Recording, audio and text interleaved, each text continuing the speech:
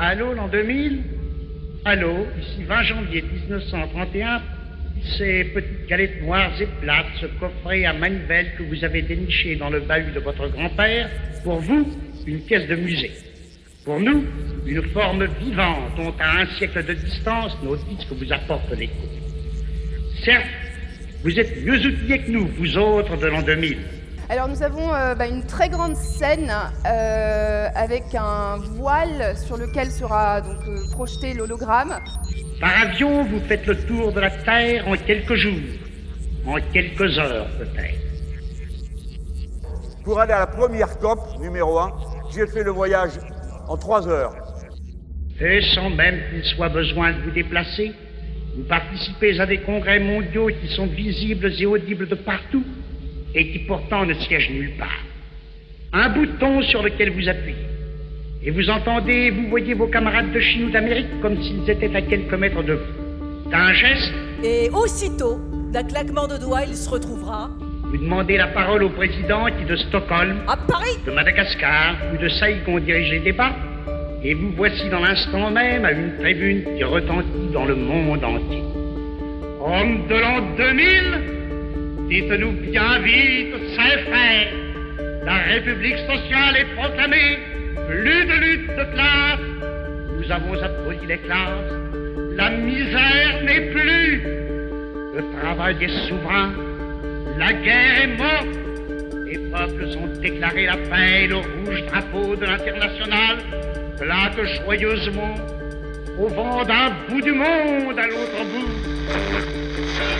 Il nous semble déjà vous entendre, messager des temps futurs.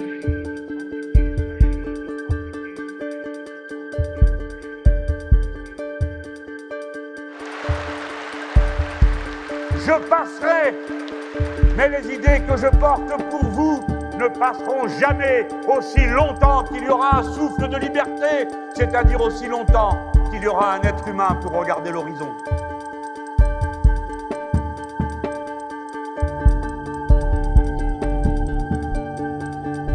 Nous avons déjà perdu 10 ans.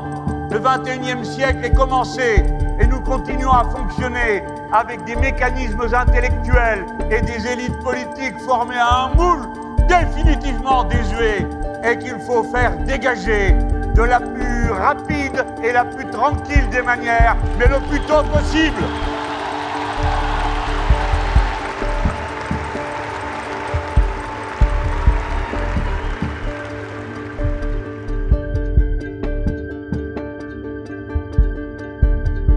Nous sommes là pour répondre de nos devoirs devant l'humanité universelle, non pas seulement comme Français, mais en se pensant comme être humain.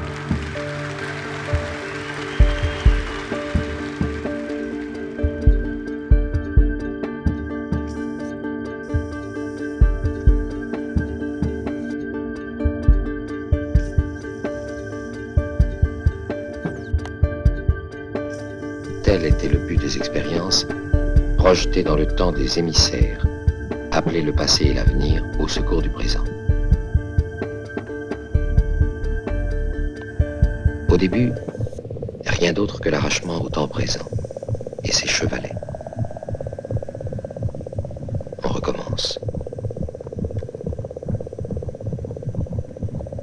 Quand on a commencé l'idée de ce meeting, on a dit, oh, les gens, l'espace, le numérique, la mer, la culture, la recherche.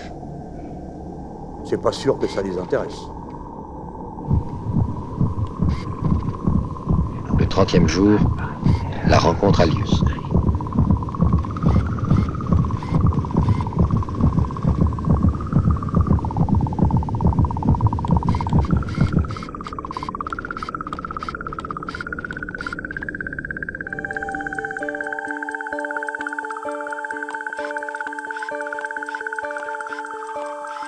Il comprit que devant le succès des expériences sur le passé, c'était dans l'avenir qu'on entendait maintenant le projeter.